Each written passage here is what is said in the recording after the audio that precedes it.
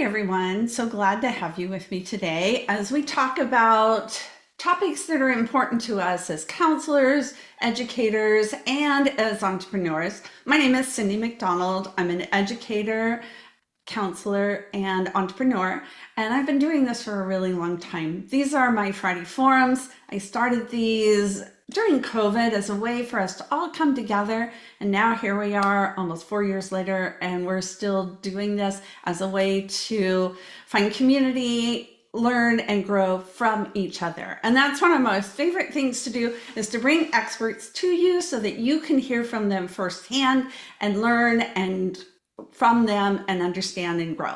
So I'm so glad to have with me today a very experienced international counselor, Jeff Neill. And Jeff and I have a lot in common. We both teach at the UCLA College Counseling Certificate Program. So you might have had me, you might have had him, you might have had us both in your classes. And we both like cutting edge topics. So we both do interviews and we both have YouTube channels. We were just talking about his channel. And Jeff has interviewed Rick Clark, which I have not done yet, but I'm working on that. And I would love to get a chance to do that someday. So let's let you introduce yourselves to Jeff and tell him where you're from and give him your name and where you're from. And as you answer the questions, please put in an answer the other question of have you used AI? And if you've used it, in what capacity? So we're so glad to have everyone here today and know that I'm going to be doing Friday forums every Friday this month. And it's so exciting. There's 5 Fridays in August. So we'll get an opportunity to talk about lots of different cutting edge topics. So as people are coming in, Jeff, let's get a little bit of information from you. Tell us a little bit more about yourself and tell us where you're located. I Sure. think people might be very interested to know where we're talking to you from today. So, Sure. Hi, everybody. Thanks for joining us today. My name is Jeff Neill. Presently, I'm the Director of College Counseling at Graded, the American School in Sao Paulo, Brazil. I'm in my 4th year here, but this is my 24th year in the college counseling field. Prior to being in Brazil, I spent 2 years in West Africa in Senegal. I spent 4 years at Taipei American School in Taiwan. And before that, 14 years spread out between 3 different boarding schools in the US, Western Reserve Academy in Cleveland, Ohio, Northfield Mount Herman in Massachusetts, and the Salisbury School in Connecticut. So I've been around 6 schools, 4 continents, over 24 years. So, but I live here in Sao Paulo with my wife, who's an elementary school assistant principal, and my 2 children who are about to begin grades 6 and 8. So yeah, that's a bit about me. that's exciting. The whole world of boarding school is something that is very foreign to me. I tell people I'm a cowgirl from Colorado. I have no idea what a boarding school is all about. So I'm very glad to have people and resources that we can go to that know all about that because that's definitely not something that I've experienced. But having all of that experience and all over the world, I think is just so exciting.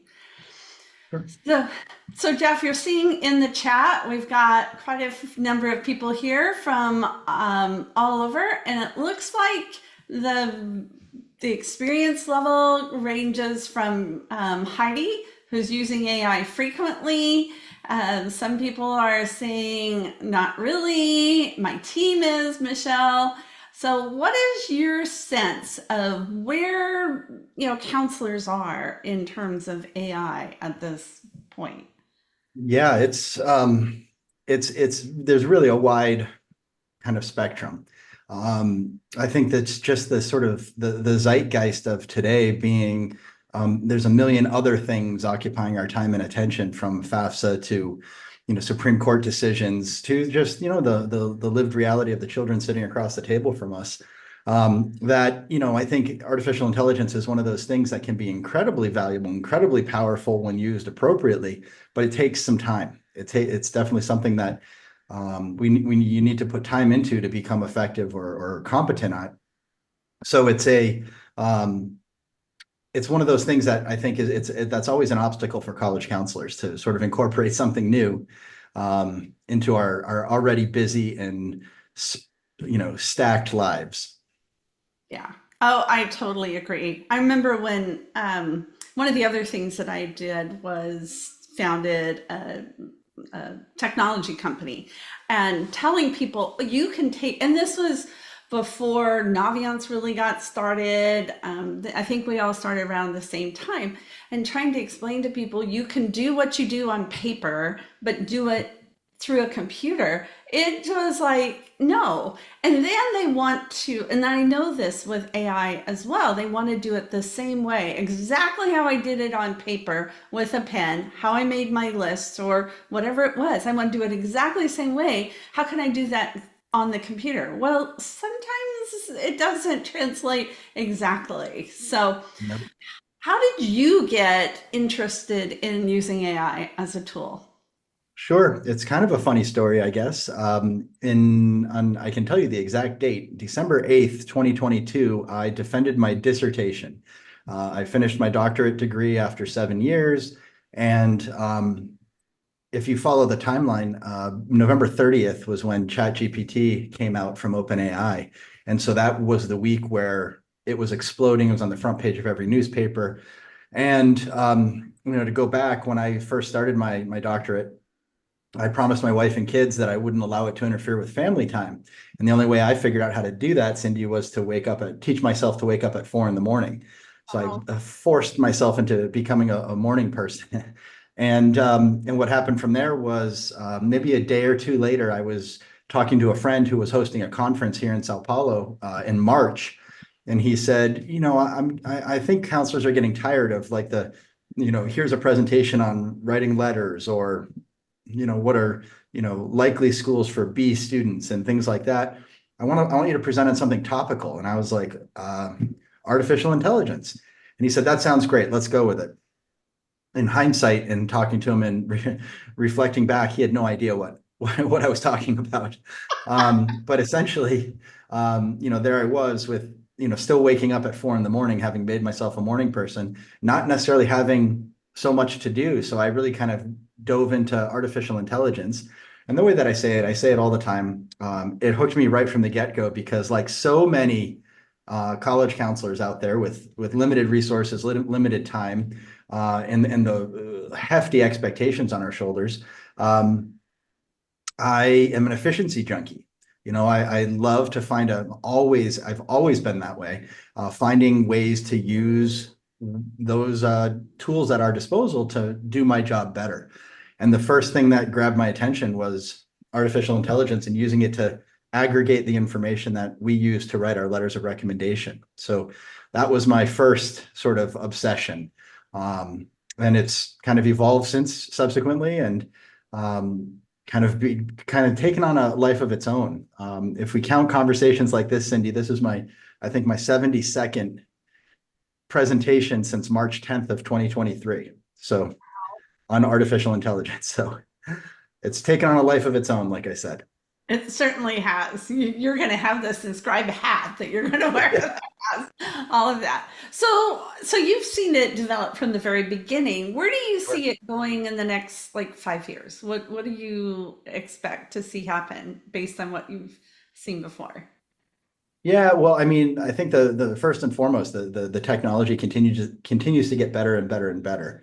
What I see happening, and it's already happening in lots of different ways, some of which I can talk about, some of which I can't, is it's the ChatGPT, for example, is what they call a large language model, and now there are these other sort of subsets that are being developed that are specifically tailored for very specific purposes. So you're beginning to see some of these tools come out germane to the college counseling world. There's the college Genie, I always forget what it's called. I think it's collegegenie.ai. Maybe it's collegegenie.com. It's a tool that's trained on college counseling data to help students who maybe don't have a college counselor. Um, we spoke beforehand about Brennan Barnard and Rick Clark, and they do a lot of work with College Guidance Network, CGN, and they're developing a tool called AVA that's specific for college counselors. And I know of at least two other projects where they're working on those sorts of things. I've been working with one program that is tailored to low income first generation students who they're trying to find tools to help them cultivate lists, these free tools. So that's really where I think things are going in terms of artificial intelligence. It inevitably comes up. Do I think that artificial intelligence will replace a college counselor or independent consultant? And I don't, I really don't. And a lot of the research has suggested that those jobs that are dependent upon interpersonal relationships and interactions are fairly impervious to artificial intelligence. It doesn't mean we're not going to have to learn to do our jobs differently, though, which is, I think, that's really ultimately what my answer to that question is. We're going to have to learn how to do our jobs a little bit differently when I remember the nascent days of Google, which changed an awful lot the way that I could go about college counseling when so much information at a student's disposal, so easily accessible, so readily available. I stopped needing to be the font of information, which I had so long prided myself on. Like I needed to be the answer guy. They asked a question, I needed to know the answer. That's no longer really the case. And I think artificial intelligence is going to change that dynamic in a very similar way. Mhm. Oh, I think so too. I remember having filing cabinets of brochures and things, and whichever college a student was interested, oh, I can go pull that out. And now those are all gone. We don't need all of that. So that goes back to your point on efficiency. So what are other ways? You've mentioned letters recommendation. Counselors are, that's such a time sink for them to find a way to make that more efficient makes total sense. We as IECs don't write letters recommendation, so we appreciate that Right. that's a tool and available. But what are some other ways that you see? Sure. So a million different little ways, and that's really, I think, the name of the game in so many ways when it comes to efficiency is, yes, there are these ways in which, we previously would spend 3 to 5 hours writing these letters of recommendation. And personally, now I'm down to 35, 40 minutes, which is dramatic difference and time save. But at this point right now, it's really the little things. So on one hand, I talk about all the time about an app called Finito, and Finito is a platform agnostic app, meaning it's installed on your on your computer, but it works on everything that you do on your computer. And it's basically just an interface that accesses ChatGPT, so you can create custom prompts.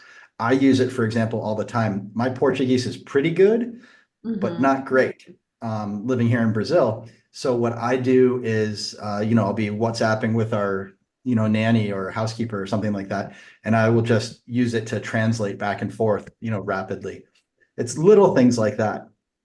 I've also recently become obsessed with a tool called Email Triager, Triager. And what it does is it's basically a chat bot for your email.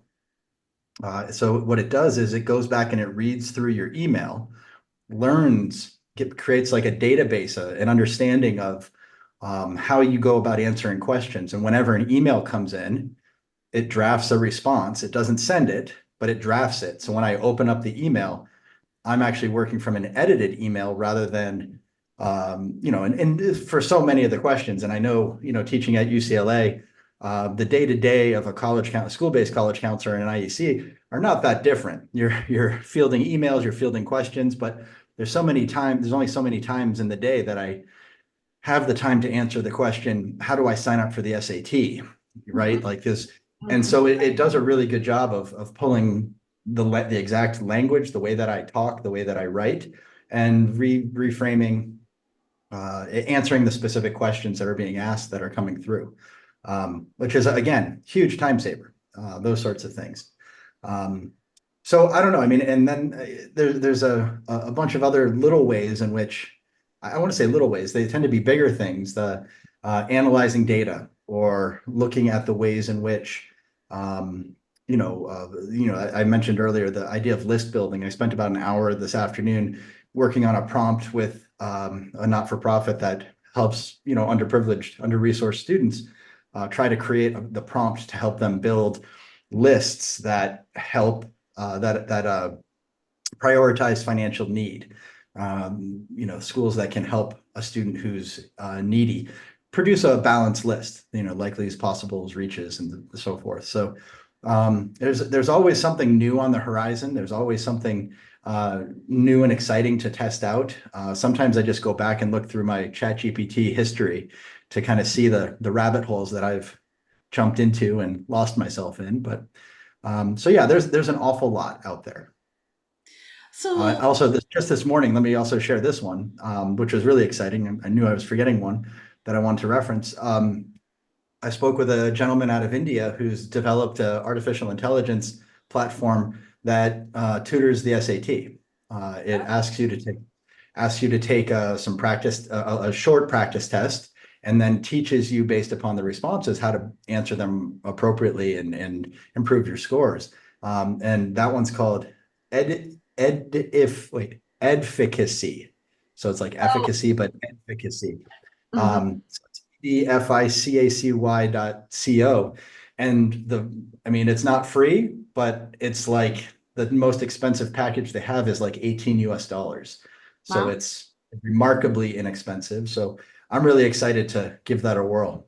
And thanks, Kate, for putting that in the Kate chat. in the chat. Yeah, Kate, thank you for being our Carmen today. Carmen's not able to be with us, so that is, and it looks like Kate's already on your newsletter and Yeah. using it every day. So looking forward to Ava.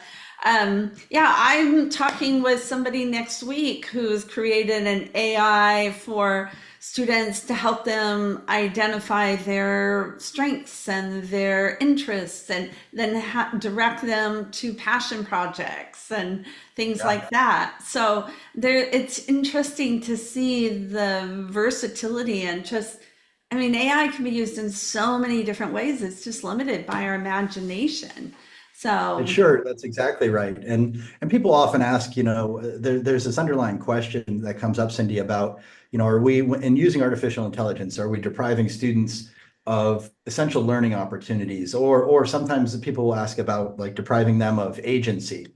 What I find, though, is that when I have effectively used artificial intelligence myself or with a student, I've really just pushed myself further on the timeline continuum so that when I sit there with a student, we're much farther along in the conversation than we would have been otherwise. It allows us to get to more substance and less sort of, I think, routine, rote kind of practices and things like that. From essays to lists and to research, students showing up with a far more, I think, robust background in whatever we're talking about. mhm. Yeah, yeah. I'm excited to be able to use it more and more. I haven't used it with students a lot, but I can certainly see the potential and they are going because like anything else, like you said, it first came out. I know Carmen said like her school and many schools have policies like you have to sign this statement that you're not using AI. And I know Georgia Tech on their application last year actually had a question that it said if you're using it, let us know. But there was no ding for it. It wasn't detrimental to their application at all. So Right. I mean that I was struggle a little bit with those sorts of situations because the way that I frame it is a very different thing for a student to say, I don't know, like here's my brag sheet or here's something I've written about myself, and here's the prompt from the Common Application. Write a 650 word essay and have ChatGPT do the work. That's one thing, and that I think is inappropriate. And Mhm. I'm very clear with our students about that. But it's a very different thing to give it a essay or a part of an essay and say, please give me 3, 5, whatever points of critical feedback about how I can improve this, or how I might go, give me 3 ideas about how I might finish this essay.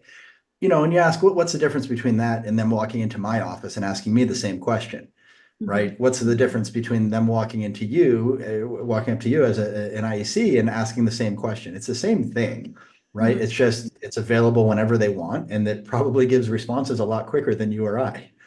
Right, right. Last year, when my students would send back their drafts, I ran them through AI for that reason. Like, what feedback? Because I knew what feedback I could give, but I was interesting because it helped me come to those conclusions. Like, yeah, I see it that way, and here's what how I would have changed that feedback, or no, I wouldn't have done that. But it made it much faster because I didn't have to come up with it all in my head. I was able to trigger those responses. So I found that very interesting.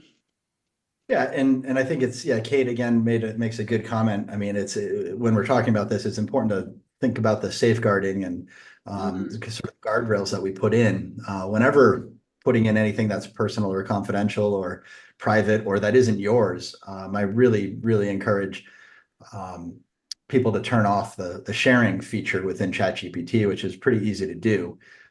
It's a toggle switch, and that is supposed to keep it from going into the large language model, which it trains itself on. So it's definitely a good point. Thanks for bringing that up, Kate.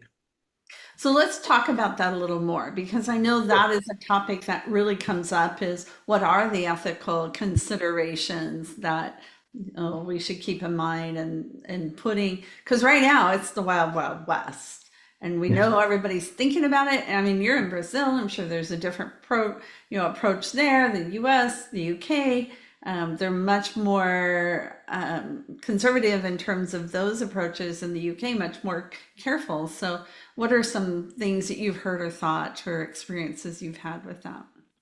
Well, I mean, I think anytime any tool that's ever come about has made the lives of somebody easier, there's always been a question about ethics.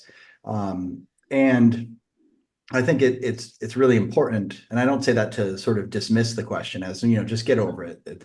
It's not that at all. Is that I actually think we really need to lean into those ethical questions. When it comes to ethics, I think that, as I already referenced this, but pawning off work that was created, text in particular, that was created by artificial intelligence, that as your own, it is a problem. And that's the sort of fundamental ethical consideration. But there's a lot other there's a lot of other questions out there that I think people need to become more familiar and understanding of. When you start talking about ethics, you start kind of going down that path, as I just suggested, about confidentiality and privacy, what's going out there. There was in the early going, as artificial intelligence, different LLMs started to develop, and they had to make mistakes in order to figure out how to do things best. But some of there was a point where information that you put into ChatGPT was showing up in Google results. So you would, type something in and then search about it, and it would pop up. They've resolved a lot of that, so it's not quite as open as it was. But it is that question about, if you type in I talk an awful lot about using artificial intelligence to draft letters of recommendation. And yeah, and we're talking specifically about school-based counselors writing letters of recommendation for applicants, but you can think about it for any purpose, writing a letter of reference for a colleague. Mhm. If you don't turn off the sharing feature, essentially, you're running a risk, right? And so, our practice typically, because we do use artificial intelligence to draft those letters, we do 2 things. One, we actually do a search and replace for the student's name in the data that we feed into it to draft the letter. We just change it to a bunch of letters and numbers, so it's totally disaggregated, and we turn off the sharing feature so that it's a little bit more secure, even if there is a glitch or a hiccup somewhere. And that works pretty well. But then, sort of building on that from the ethics perspective, we've had many conversations with, for example, college admissions officers. this is what we're doing. And we've showed them the products and the output, and they're not opposed to the idea of using artificial intelligence in this way. So, it'd be interesting. And I don't know if that's necessarily ethics, but it's something, sort of a resistance to the technology. If they were coming back and saying, don't use it, it's not right. Mhm. Right. And it's artificial intelligence. So it's, the questions that often come up are, don't all your letters sound the same? No, they don't. And that's one of the beautiful things about artificial intelligence. They don't. Actually, we proofread in my office, there's three of us, and we proofread all of each other's letters. And we get sick and tired of reading each other's letters because they do start to sound the same, Sure, even if sure. they're different kids. And Mhm. we actually overcome that by using artificial intelligence. So, but yeah, the ethics is something. It will continue. There will be new issues there. We should continue to have these conversations. Mhm. What about letting parents and students know that you're using AI? Um, Sure. I how personally think transparency is essential, and we tell them and we show them, mhm, that this is what we do, and we also show them, the proof is in the pudding. It's the responses from admissions representatives about our practices, so that they understand and they know that what we're doing is not to their child's detriment. Um, so it is. I do think transparency is really important. There's a movement, among some college counselors that do the same thing, to basically cite that they've used artificial intelligence. And we don't do that, but we talk about it all the time to people. So that's a question of, citing your source. Are you using it, or not? But I don't know. I mean, I don't know where I come down on that one. I don't think I'd be opposed to putting that, mhm. on a letter or in a school profile or something like that. But, I don't know. That one's a little bit more evasive. Well, I think it's going to get to the point like we're now, like when Google first started, as you said, that was such a novel thing. Well, do you put down, oh, I use Google to find this information? Now it wouldn't even occur to you because it's such a normal part of our everyday life and online. And again, this year, working with my students, I they didn't really have to go to the websites to find all the information. We did that to go a little deeper, but many of my students would put in information, things that they wanted to know, and it would just pop it up. And so just Sure. having that, smart search, it wasn't even AI, but it was amazing to me to watch my students use it in those ways.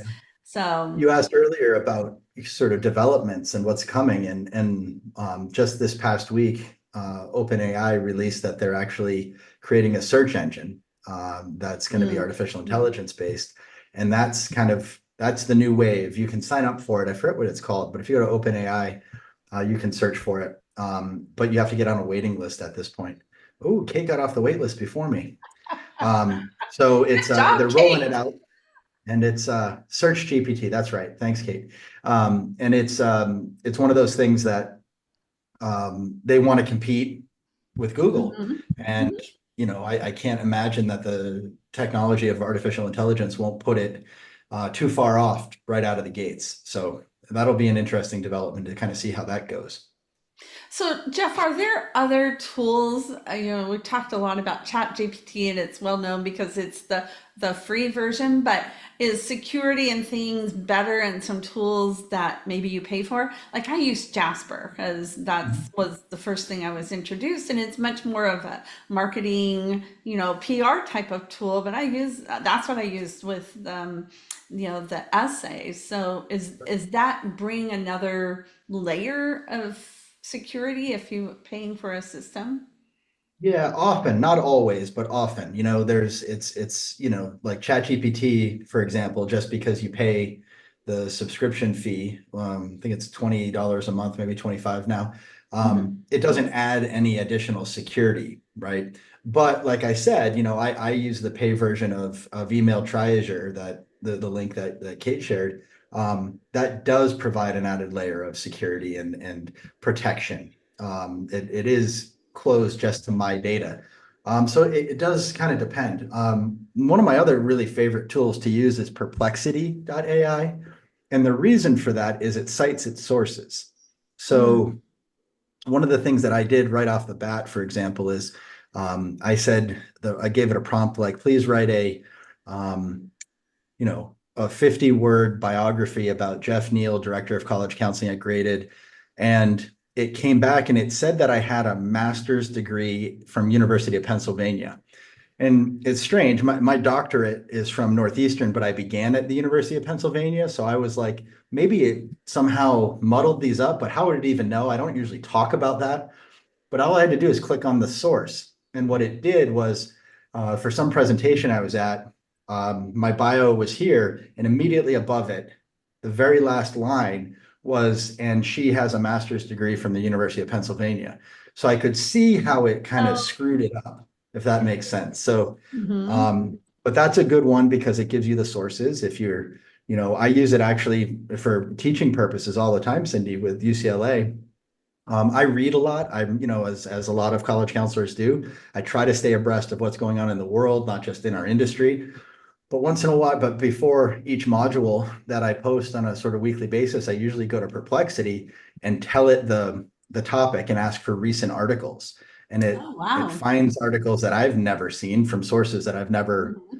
Hmm. considered looking at. So that, there's lots of tools out there like that um, and I haven't looked recently, but it was in March of last year, so 2023. I read an article that said that since ChatGPT had come out in November, end of November, basically early December, in those basically like 5 months, there was over 100,000 websites that claimed to be run by artificial intelligence, and listed in the public domain. Wow. So at this point, I'm sure it's 10 times that, if not more. So there's so many tools out there. Um, I I know that, as you made reference, and I'll put the link in for my newsletter.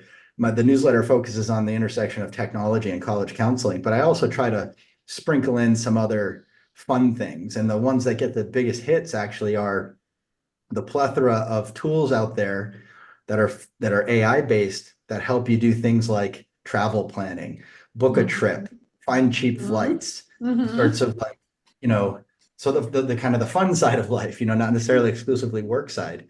And I know I always get email follow-up when I share. There's a gazillion tools out there for interior design Oh. where you take a picture. Some of them you do like a 360 video of a space, and then it kind of renders a 3D image, and you can move things around, change the colors, change textures, things like that. And I know some people have really gone down the rabbit hole on some of those particular tools. But I always hear about it, that they follow up and write to me and like, yeah, and there's something out there for everyone is kind of where I've come to in Hmm. this journey. Hmm.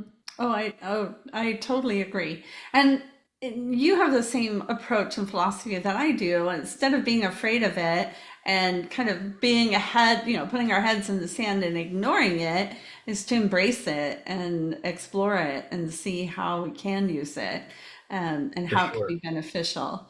So, what about somebody who's not technologically inclined? Do you have any advice or suggestions? Are there courses? Are there ways to help integrate AI into a practice if you're There, not? there are a million courses out there, some for free, some for fees.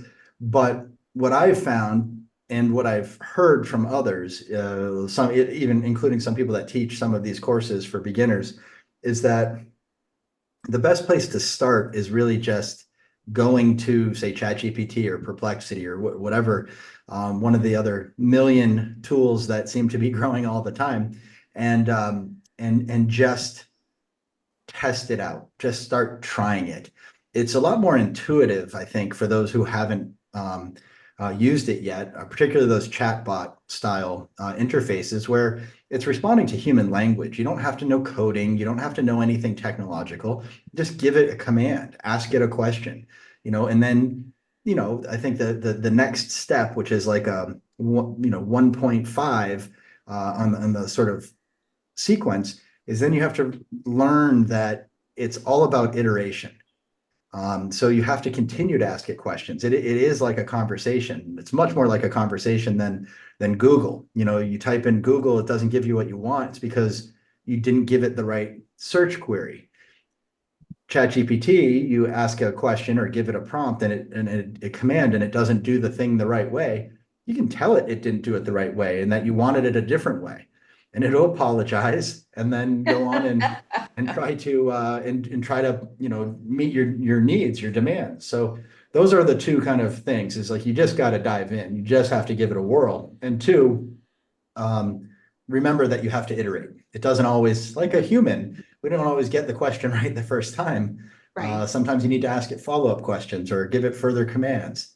And that's different for a lot of people. That seems foreign. Well, and I think one of the things that took me a while to wrap my head around about that as I've played with it is you're used to computers not remembering what you said before. And so it's intimidating to think, oh, I've got to come up with the exact right question. I've got to know exactly how to prompt it. But it's more than that because it'll remember what you said. So, for example, I'm building a college list. Well, give me a list of electrical engineering programs. Well, it'll give you a list, but you don't know how long or where it's going to be. So then you're just like, well, give me the list of these programs with the specifications and tell me where they're located. Give me the city and the state. And so Right. you just keep building on that. And finally, I got to the point where it's, well, tell me the rank, the source, list the source that you got this from. So and put it in a table. Who knew you could And have GPT put it in a table? Yeah, exactly. And it actually dovetails nicely with Michelle put a question in there about AI tools that can format data or content. And yeah, I do it all the time, Michelle, with ChatGPT. I'll be getting disparate data. I'll want it to do something different, and I upload it, get it to realize what it's looking at, and then you can give it specific commands. Remove the column with the student ID number, whatever it happens to be. And it does reformat it. In the ways that you want. So there's a million different ways to use it sort of effectively. But yeah, the limitations, I, this past week I gave two different more like how-to presentations. And one of the presentations I showed the audience that you can use it to create tables, as you just said. And most people, the responses were significant that they didn't realize it could do that. If they had played with it, they thought it was just question and answer, question and answer, question and answer. And it's like, no, take this and put it into a table that is easily able to be read. Some of the development in the technology in the early going when sort of it added the ability to create tables, for example, um, they were not easily copy and pastable. And so they fixed Mhm. that, and they've added these other things where you can upload documents, allow it to sort of make sense of them. And now at this point too, it can create uh, charts and graphs and that sort of thing. So it is growing all the time in terms of the breadth and capacity of what it can do. Mhm. So I'm seeing it used, I mean, every time I log into a tool or resource, I'm getting AI, Zoom, CRMs, all these different places. Are they using it in like Naviance or some of the other college counseling tools yet? Have you seen? So I'm part of the Naviance exodus, having been overseas in 2017 when Mhm. they stopped allowing us to use it. And so that's kind of exploded all the other tools out there.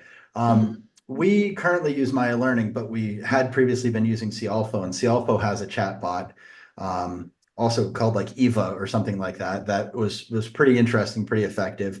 I do understand that talking to people who are far more in the tech industry, that it's really the thing of the future. It's if Mhm. everybody's trying to find ways to get on board with it, to streamline functionality, to streamline efficiency within their systems, often in ways that you and I wouldn't know or understand. It's more on the back end. Um, but I heard that, Slate, um, which is the software that most universities in the US use to read applications, has an AI detector tool built in now, and it also, and they're finding ways to use AI with some of the data that they use. As I don't use Slate, so I've only heard this from other folks. So Mhm. um, interesting. It just does. It seems just to be the train that everyone has to get on at this Yeah. point, Oh, yeah. lest be left behind. Oh, and it's great. I mean, support tools have been using AI type of things for a long time, and now they're just totally being enhanced. So, Right. Sarah has a good question. Would you please remind me how you can incorporate a brag sheet or another document to reference and pull from for a letter of recommendation for AI? Sure. Hi, Sarah. So yeah, I will show you. I'm just going to dump my links into the chat now, so I don't Okay, forget later. that would be But great. on my YouTube channel, Sarah, there is a video, and I hope this formatting comes out right. Good, it did. Um, but the very first link there is to my YouTube channel, and Oh, look at that. there's a link that shows a video. A lot of all the videos that I show of artificial intelligence, actual practical use, there is no sound. That often confuses people. And because of the presentations that I do, I narrate them live. So Mhm. as we're watching it happen. So I've just found too many times where the Wi-Fi goes out or ChatGPT goes down or something like that during the presentation to want to rely on it. But yeah, I mean, the current functionality of ChatGPT, which is what I use, people ask why I use it, and it was really because it was the only tool that was available in Brazil for a long time. It's just what I'm most familiar with. But you upload a student brag sheet where they've answered a bunch of questions about themselves. And then I have a fairly elaborate prompt to have it create the letter in the image that in the format that we want it to have. Oops, who did I? Oh, Oops. oh yeah, it's to host and panelists. So I can Yeah. see it and you can see it. Yep. To everyone. I sent it just to the host and panelists, guys. Sorry. There you go. Thanks for letting That. us know. Yeah. I didn't even catch that. Um, so in any case, yeah, that's there's a lot of resources there. I share a bunch on my YouTube channel. You can subscribe to the newsletter. I talk about the CGN AI launch with their Ava. Link to College Genie, which I referenced earlier, is kind of a tool for helping students in all aspects of the college process. Visly is a fun one that I used for data visualization in particular. Oh, nice. Um, upload confidential data, you can with them because it's the way that they have their protections. And you could basically just ask it questions about a spreadsheet of data and it will suggest visualizations Oh, it's really cool. I wrote my board report with it this year and usually takes me about a week. Took me basically one day this time. wow. So Hmm. um, there's Ref Builder. That's been around for about a year now, and that helps write letters of reference. I know some people have used that particular tool for writing college counseling letters, but its broader impact or intention is more just any letter of reference. There's the advocacy tool that I told you I met with this morning. And then there's a document that I put together I should have referenced this, Cyndy, novice AI users, just how to go about prompting, Oh, some good. tips and tricks. So, Oh, good. um, but I hope those are some useful starting places for folks who are interested or those who are already somewhat experienced of kind of moving forward. Well, that's just a plethora of different resources, and I'll have those on our show notes on my website too, so that people have Perfect. access to the links, and in addition to have it on the YouTube. So, yeah, and the novice user one would be really good. And I'm so glad to be able to refer people to your YouTube channel. It's like that is so great.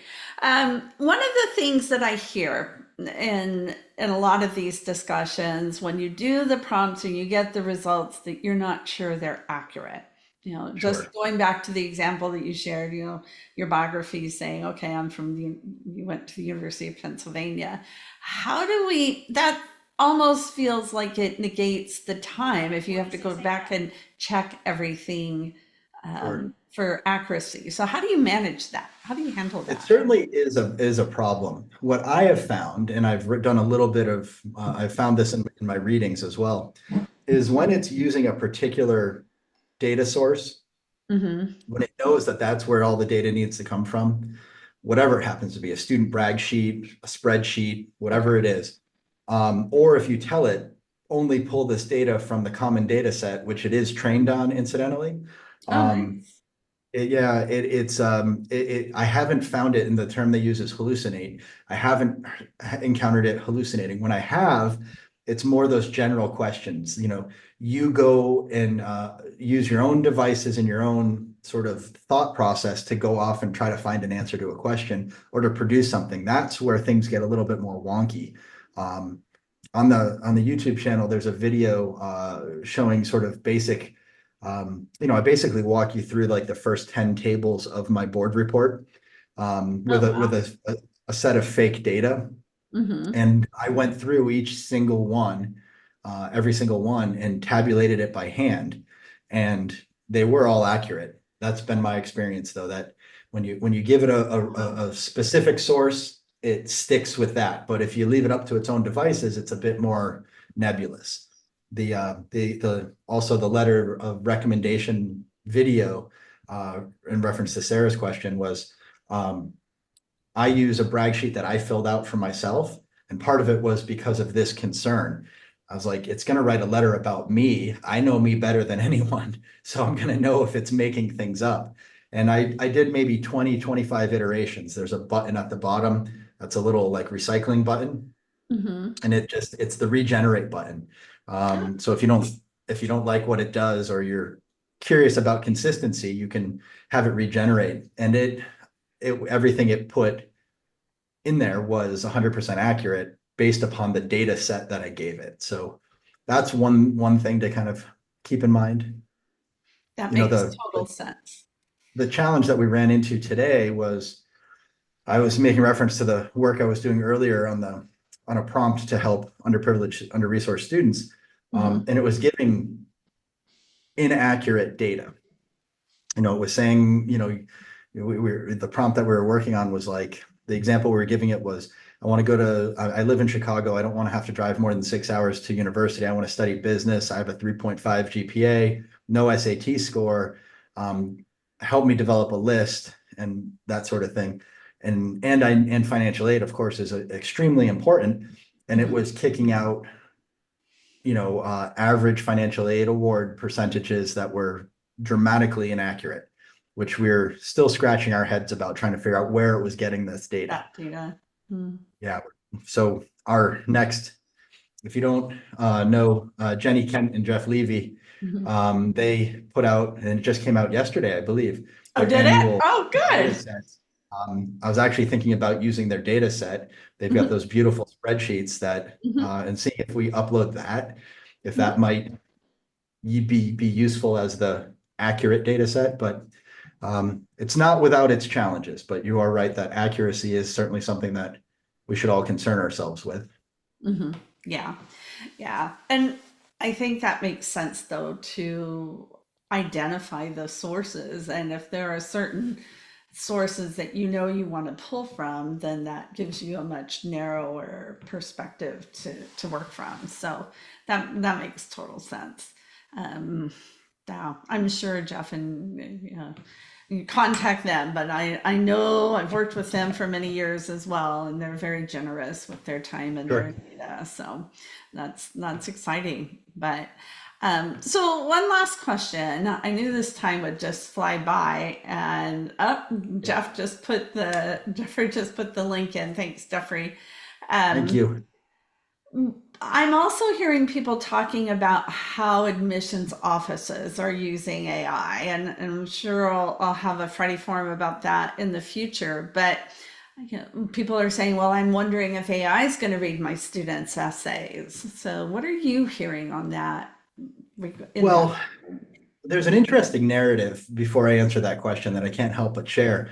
Um, Last year, not this past school year, so that would have been the spring of 2023, as I was, falling hook, line, and sinker in love with artificial intelligence, I was obsessed with trying to get universities to talk to me about their practices.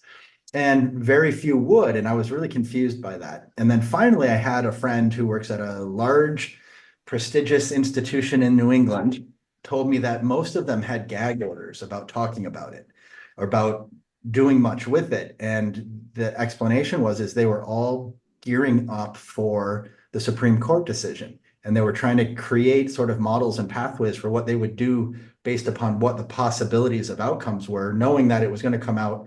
They were able to predict how they do that. I never know that it was likely to come out in June. Mhm. And they were right. But then, if you think about the university admissions timeline, they needed to be ready to go with the new admission season starting then, Mhm. So they were told to focus on that and not on artificial intelligence. I was having conversations with folks that were like, I'm not allowed to talk about it publicly, but let me tell you on the side, I think we're going to probably get rid of the essay. And we're not going to ask an essay. If everyone can write an essay using AI, what's the point of it anymore? And they were having these like very informal, um, you know, interesting discussions, but not permitted to talk about it openly. And then the Supreme Court decision came out, and I think in many ways, in following up with some of those Mhm. individuals who said their institutions were thinking about Xing the essay, that because of the Supreme Court decision, they found that that was going to be the only way to learn about sort of essential information, including race, about a student, was going to be through the essay. So then, evolve that a little bit, and then you see things like Duke University removing the essay from the evaluated part of the application, where they no longer assign a point total. They still ask for the essays, they still read them, but they're not a part of the evaluative metric that they have to rate candidates. So yeah, so I mean that's been a pretty interesting component. And I'm not going to lie, I started on this for a reason. You asked the question, and I know that wasn't the answer. What was the question? The question is how do you see colleges using AI in their Oh, admissions right. office, like to read the essays? That was the particular. So I think the world of artificial intelligence took off at that point, and nobody was really keeping up with it. Mm-mm. At the time, Georgia Tech, Virginia Tech, and Boston University were the only ones that had an AI policy about student use in the application process. Now everyone does, not everyone, but many places. And so they were just kind of behind they were lagging, right, behind the curve a little bit. And now, if you're a NACAC member, Emily Pacheco has started a special interest group, SIG, for artificial intelligence for basically the college side. So she's I don't know if she's still at Loyola Chicago, but that's where she was this past cycle. Mhm. Um, but that's one way, and part of the reason, as I understand, that she created that SIG was to get more people talking about it. Mhm. What do I think will happen? I do think that universities will double down on the human component of needing to read it. But I do think, for example, there's an easy way to do kind of a double reading system where one of the readers is artificial intelligence. And I can see that possibility coming. I can see somebody thinking that that's a good idea. We still have a human reading over here and evaluating, but we're also going to have AI do it. And so that's an interesting question. They're often asked about AI detectors, and they're never going to be foolproof. No. There was in the early going, they've subsequently removed this particular tool, but in the early going of my presentation, I would show them, I would type live and interact with the audience and ask them questions so they knew it wasn't like memorized text. And it would always be 75% or more likelihood that it was artificial intelligence written. And but they were watching me type it live, so they knew it was not Uh-huh. right. So Uh-huh. those are much better, but as it gets better, artificial intelligence gets better. So it's almost like a useless cycle.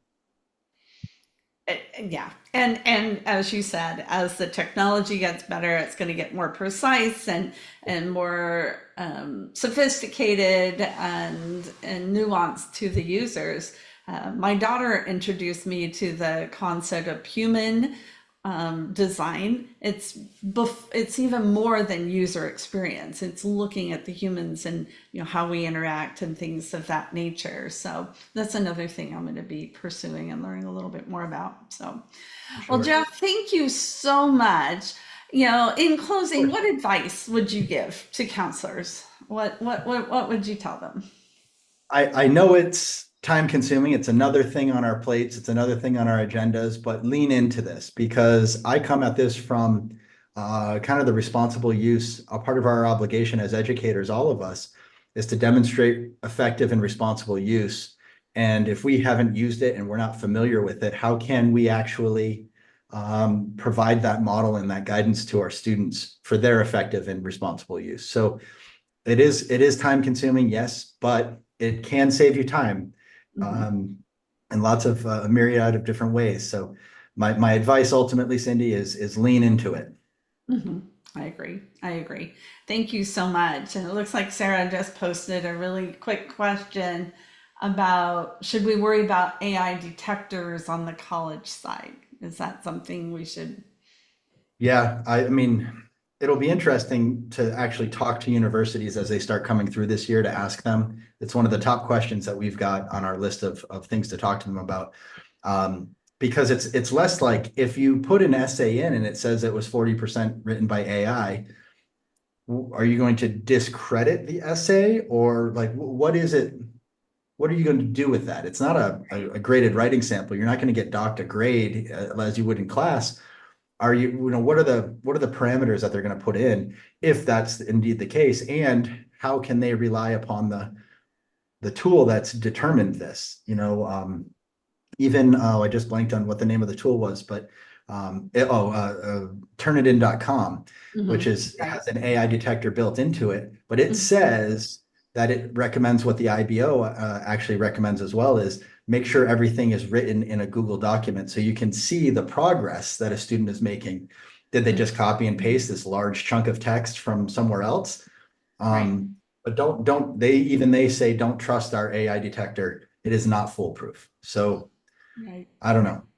I Just knowing think. we're out of time here, I'm also putting my email in the Oh, chat if anybody wants to follow up or has any questions later. I'm happy to be of service. oh, thank you. Thank you very much. I think this brings us back to, we as humans are not going to be replaced. Our jobs and our roles as counselors, I love your reference to efficiency because then it elevates what we do instead of just being data mongers. We're really providing more of that high level guidance and direction, which is what we all want to do in the first place. So if it can help me do my job in that way, then Sure. I'm absolutely thrilled. Right. Thank Well, you thank you so much. very. Yeah. Thank you for having me. This has been a delightful conversation, and I hope people in the audience got a little bit of something out of it. I know they did. And I love the support, Kate, Jeffrey, everybody else from being here today. And hope things are well in Brazil for you, Jeff. And join me next week. We're going to have two people from who are IECs going to talk about how they've expanded their practice. We're going to have Cynthia Tognati and Alyssa Anderson. So I've asked them to come and talk about that. So practitioners and just lots more in store for August. So, Jeffrey, have a great weekend. Everybody, have a great weekend. And this ends our webinar for today. Thanks so much. Bye bye.